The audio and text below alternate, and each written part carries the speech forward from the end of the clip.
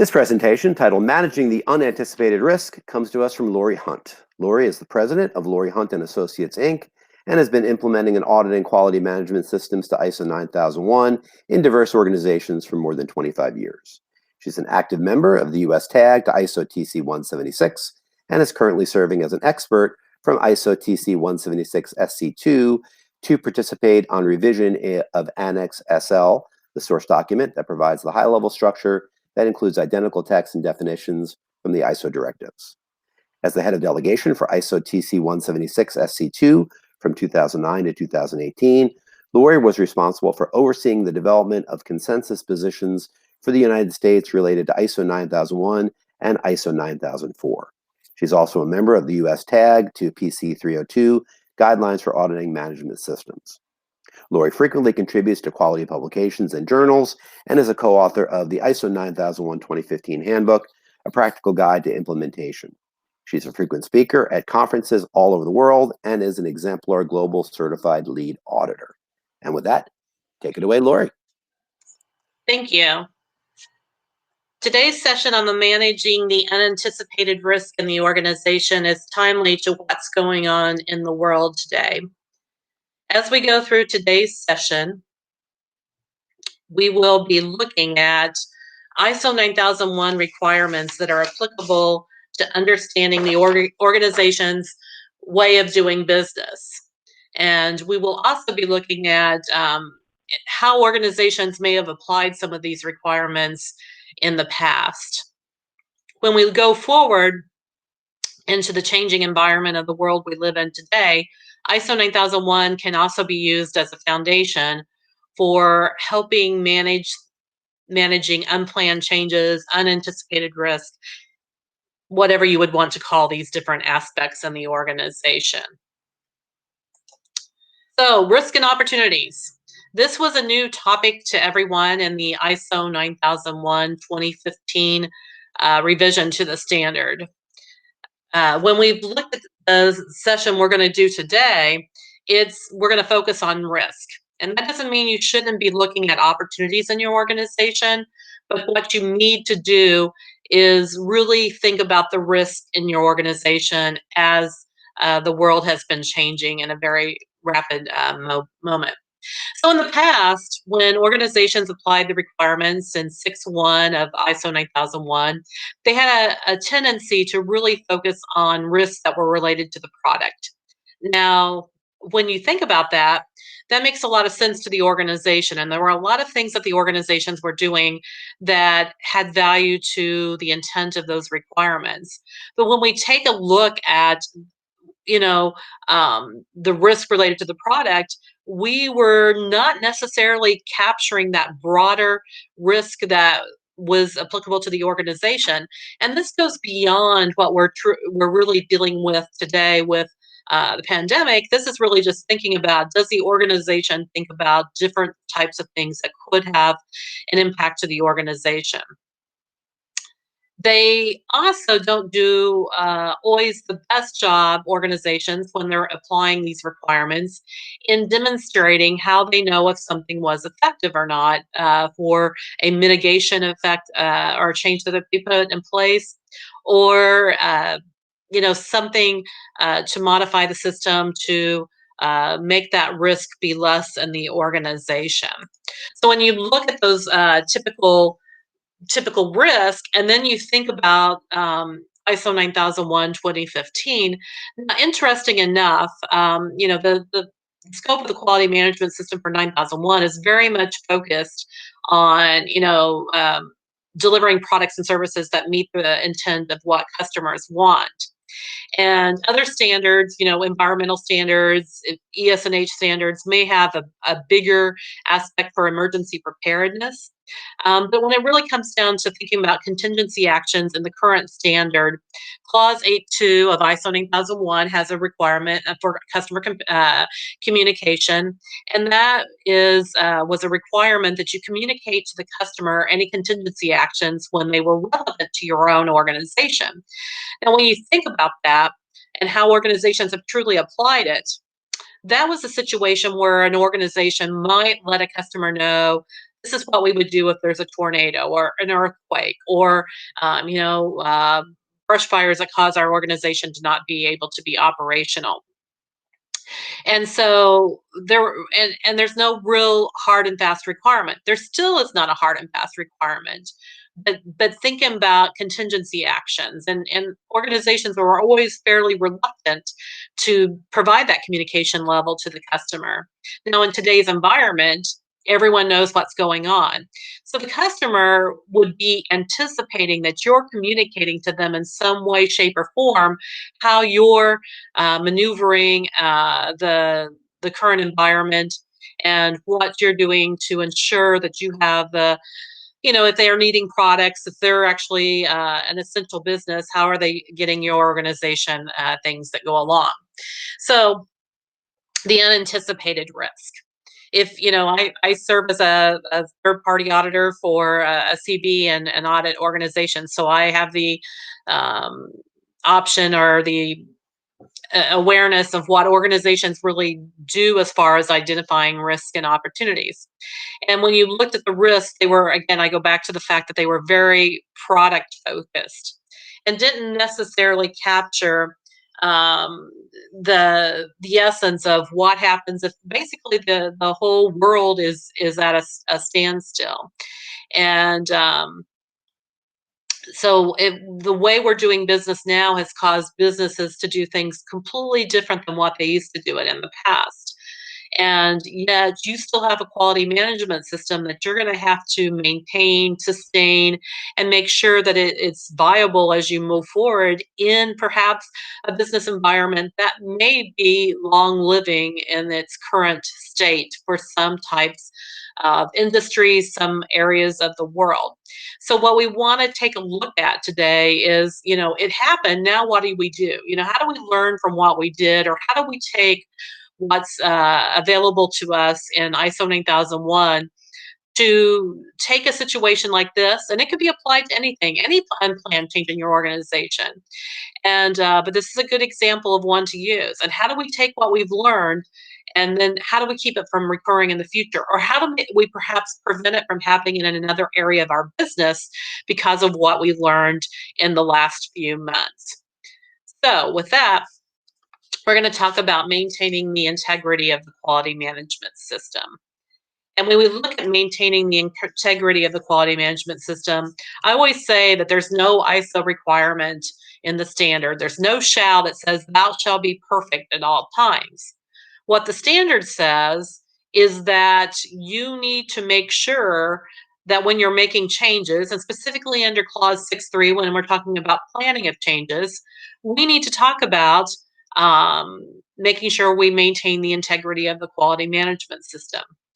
So when we think about that, you can also think about how do we perhaps address gaps that have evolved from uh, us conducting business differently than what we have in the past. And if you're the quality professional in your organization, you're probably thinking about, well, everything changed. You know, there's some organizations where, you know, the rules may have been reduced to some extent, but you still have to meet the intent of whatever standard or whatever guidelines that are in place.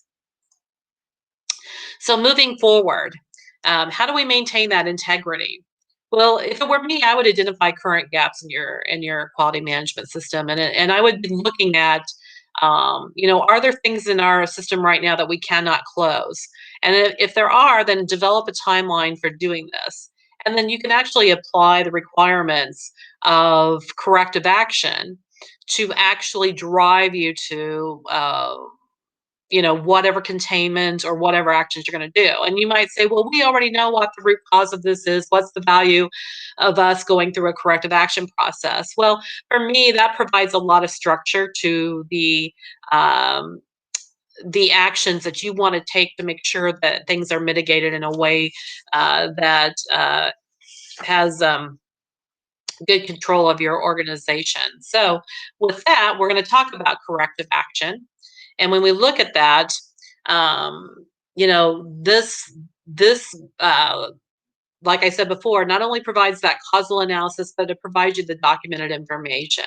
Because what I would tell you is when I say nothing says you have to be perfect, but remember the standard requires you to say you have to maintain the integrity of your quality management system.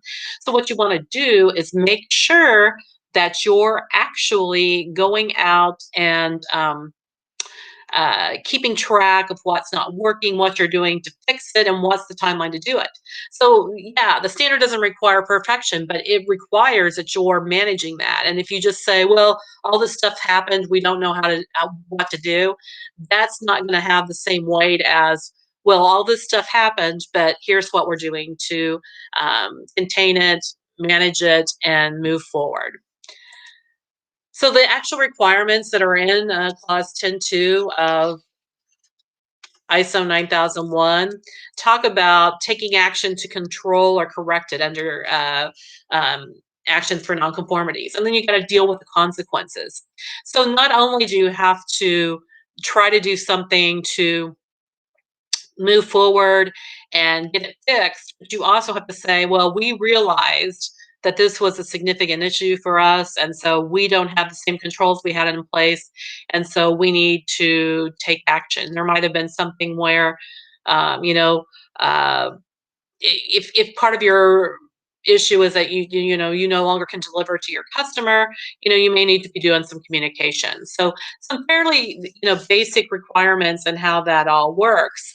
But when you look at it from a standpoint of just, you know, what kind of actions do you actually need to take, clause 10.2 can actually help you move forward. And I always think it's, you know, the words of the standard are fairly generic, and they were intentionally wrote that way, but you're looking to see if you need to take actions. And so there might be some things that happened as a result of a big event or an unanticipated risk or an unplanned change. Taking the circumstance that we have now, there might have been some things that, you know, you have had happen that are not that big of a deal. You're up and running fairly quickly. There may be other instances that where you need to take action. So, you know, I always use my sister as an example. My sister is a legal assistant. All the attorneys had laptops that they could work at home, but my sister did not have a laptop. And so they wanted her to go into the office, even though the attorneys were working from home. So that kind of sent a different message to, you know, the you know, the essential personnel and all the potential issues that go along with that. But the actions that they took is that they, you know, got her a working system in her home, to make sure that they were able to address that. Now you might think, well, that's just common sense. Well, a lot of ISO 9001 is common sense.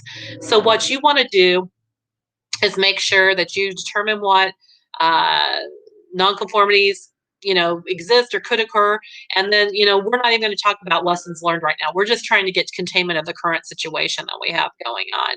And then one of the things that I think that we don't do a great job as organizations is update the risk and opportunities if necessary. Well, if we come out of this and I'm auditing, and, you know, if an auditor is auditing you and they tell you your risk and opportunities are wrong, well, unless you're not meeting a goal or objective of the organization, that's kind of hard for them to do. But what I would tell you is that this should be a wake-up call for organizations to be looking at what are the things that they've planned for, and have they thought enough outside of the box, and have they made changes to their quality management system to address those things. And then again, even if you don't think that a corrective action with causal analysis may be needed, the documented information and verification of the actions you've taken will provide a great historical documented information source for you moving forward. External and internal issues. So, you know, when I was putting this information together, excuse me, it was kind of a challenge. Do I talk about risk first? Do I talk about external and internal issues first, or in the context of the organization? Do I talk about corrective action first? So, you know, I'm actually talking about things out of sequence, because I'm telling you right up front, you need to do corrective action. That's at the end of the standard, but that's where we're starting. That's where you need to think about what you're doing. And external and internal issues are those things that can affect the organization and the strategic direction of the organization. And they can be a variety of things. And again, external and internal issues are usually pretty generic when we look at them. A lot of organizations are the external and internal issues are very much in alignment with the risk and opportunities, and so those things are almost at times redundant. But if we think about that, the issues are, it can be positive or negative. But if you think about the things from um, just from a standpoint of looking at culture, technological issues, I think we're all learning. We all learn from technology, and the things that potentially can go wrong or go right. External issues and looking at things that can be positive. I think you can also use this as an opportunity to say, hey, this we've learned that there's probably a higher probability that remote working is something that works for our organization. So you can also look at this as a positive and a way to evolve your business to the way you might want to operate in the future and going forward. So, what are the actions that you really want to do as part of this job, or not job, but as part of this activity that you want to, take action to manage this unplanned risk? And you want to look at your current external and internal issues. You want to make sure you update any strategic planning. You want to be broader in how you look at things. You want to say, okay, this happened. What's something similar that could happen as well? And then you want to update risk and opportunities. What I can tell you is that your management is very much engaged in the survival of what's going on in the world today. So, is this the thing that we should be putting on the front burner? Maybe not. I mean, if I were working with an organization, I talk to management. What are you doing to manage this? And they probably have this in the back of their heads, but this is something you want to do at some point in time and make sure that you've taken action. It's not the number one priority. The number one priority is making sure gaps get closed and that you're still controlling the quality management system. But this is going forward. How do we make sure we don't lose sight of the things that happened? And then, we talked about how the risks and opportunities are fed by the external and internal issues of the organization. And so when we look at those risks and opportunities, it tells us, and these are all excerpts. I've just taken parts of the standard that are relevant. They're not word for word. They're not inclusive of all the requirements in a specific clause. But in this particular case, we're talking about those external and internal issues that we just discussed. And we're talking about, what are the risks and opportunities? And then what can we do to make sure we're going to achieve our intended results or prevent or reduce undesired effects? And then what's the improvements that we might need to make in our organization? And a little bit later on in the next section, we'll actually talk about what's a way that we can actually gather that information and make sure we don't lose sight of anything. And we'll also talk about, when we talk about prevent or reduce undesired effects, I'll also discuss during the course of this session, other examples of things where people think about them, but they really don't know. They think they've got the mitigation in place, but maybe they haven't really evaluated if what they've done is really going to be effective. So this is a very important part of ongoing manage of your system. And again, remember, we don't have to be perfect. We're just trying to do the best we can to avoid these situations and to hope that they don't have a big impact on our organization. And remember, this is what management wants to do too. They're doing it intuitively. So all we're doing is putting a little structure around it. Now, the ISO standard doesn't require us to actually document these things, but management review does require us to talk about the effectiveness of things done. So just keep that in mind as you move forward as well. And then, the actions that we're addressing, that's the effectiveness piece I was just talking about that's required in management review for ISO 9001. different standards may address that requirement slightly different. But and also remember that sometimes our way of handling risk is saying, I'm willing to accept that risk. There's nothing I'm going to do to do that. One of the actions you might take as a result of everything we've learned is you may not be able to do anything to stop what's happening, but you'll take an action so that when it happens, you have a more clear cut plan of how you're going to address that risk when it actually may come to fruition. So just keep that in mind, and make sure that when you're going through these processes, you may have identified opportunities. Opportunities to work differently, opportunities to cut cost by something you're doing differently because you've had to be innovative during the last few months. So the standard here can really help you drive that level of change within your own organization. And applying what we've learned, make sure that you think about what could have a similar effect on your organization. What's the risk for it? And one of the things is ongoing social distancing. In my work, companies may go back to work, but they may not want visitors into their companies. So how do you manage that scenario when the world is still working a little bit different? What's the customer expectation? Has that changed? What are they expecting from you? How do you address those things that go forward? And then this is another thing that I just experienced probably about a month before everyone started social distancing, and that had to do with ransomware.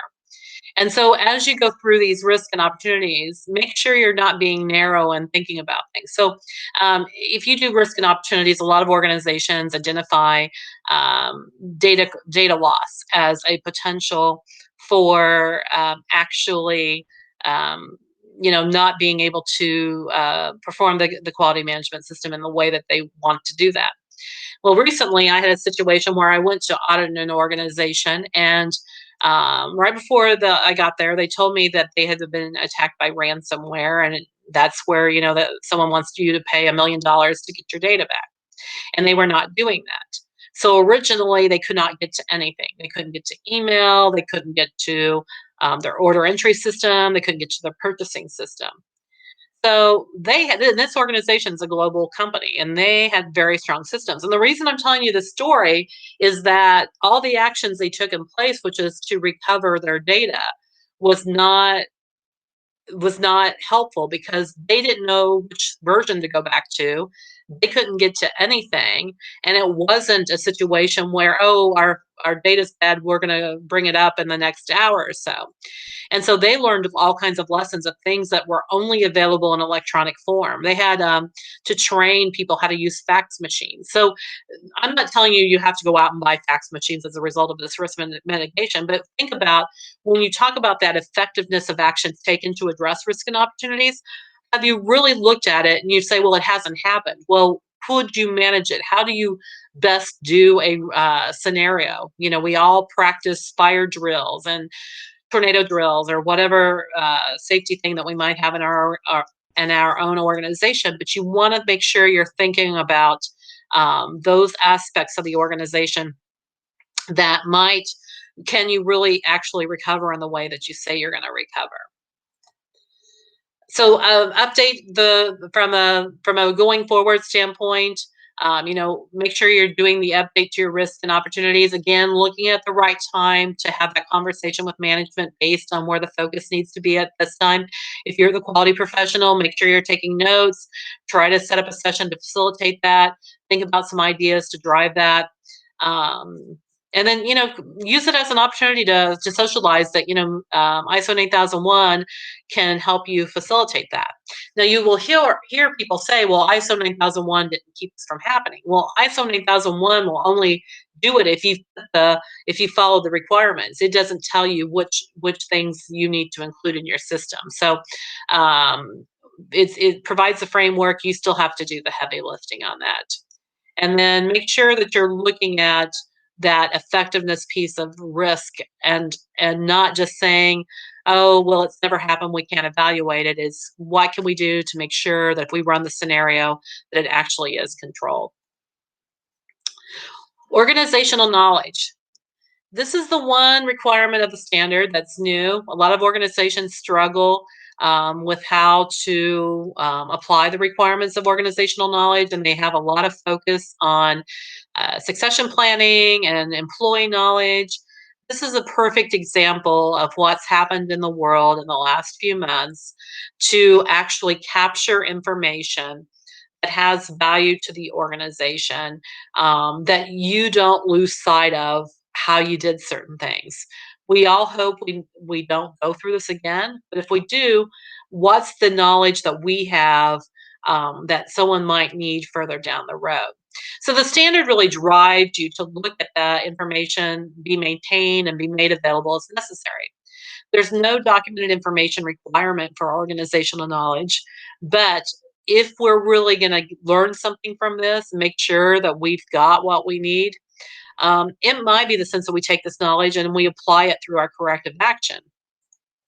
But we also might be wanting to take a look at, again, at the right time, conducting the lessons learned with our management. What went well? What didn't go well? How would we do this in the future? What's the steps we need to take? Do we need to develop a new contingency plan? And right now, they're not printable, they're not downloadable, but ISO Central Secretariat's making a lot of documents and standards free to help you with some of those activities in your organization.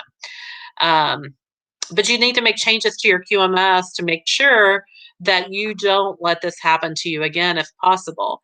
And then we want to make sure that we've got a plan for how we're gonna manage that. But definitely as part of your corrective action, incorporate a lessons learned because everyone's learning something. As I do remote work in my job, I'm learning something every time I do that. And there's a catalog of information in my peer group of where we share different lessons learned because we're trying to avoid someone having to address an issue in the same way that we've addressed it in the past. And then finally, management review is one of those places where there's varying levels of maturity for organizations and how they apply the requirements. But it definitely allows you to track where you're making progress, where you need to make change, and it is documented information. It's a great tool to have those conversations with management. So if management isn't ready to do something right now, at some point in time when you conduct your management review, incorporate that into it. And I've actually, if you're thinking, well, we're due for a management review, but we're social distancing, we can't do it. Well, management review can be done as a webinar, it doesn't have to be face to face. I always say you're having the same conversation that you would be having in a conference room other than you're setting in 6 8 10 different places. So management review has some specific requirements related to inputs. The ones that are directly related to things that we've talked about today are any changes in external and internal issues, and then the effectiveness of actions taken to address those risks and opportunities. And again, you want to say, here's what we had in place for our risk. Here's what we did. Did it work or not? What do we want to do to evolve? Here's what we had identified as external and internal issues. We don't have the right ones identified. Let's really challenge ourselves to say, okay, we learned from this one. Is there anything else? What's the most bizarre thing that we could think could happen in the world? And do we want to make sure that we have this one addressed as well when we move forward? And then the outputs of that allow you to identify, either through action items or what kind of resources you need. And I think a lot of it is not, telling an organization they need to go out and spend lots of money. It's how do we put the infrastructure in place to address those things? So going forward, management review provides this foundation. Don't don't not take advantage of it. Use it as an opportunity to really make a change for how the organization is going forward and managing what they have. I always tell the story is when I used to get audited when I worked in industry, I would use management review to basically identify anything that I thought was broken and then what we were doing to address it. And management had a lot of, or the auditors had a lot of respect for that, because they didn't have to go digging for it and find out that that issue existed. So identify what those ongoing challenges are, and identify what you're doing to mitigate them or manage that change as well. So in summary, there's really, this is a recap. There's no requirement to be perfect. The requirement is that you maintain the integrity of your quality management system.